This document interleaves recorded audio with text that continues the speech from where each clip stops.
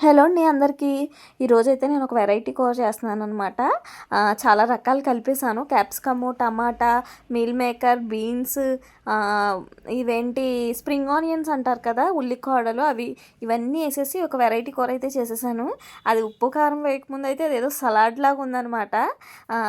స్పీడ్గా ఒక వంట అయితే చేస్తాను. నేను మా వారు ఒక ఎంగేజ్మెంట్కి అయితే వెళ్ళాలి. అది ఎవరిదంటే రమ్య హాస్పిటల్ తెలుసు కదండి, చాలామందికి తెలిసే ఉంటుంది.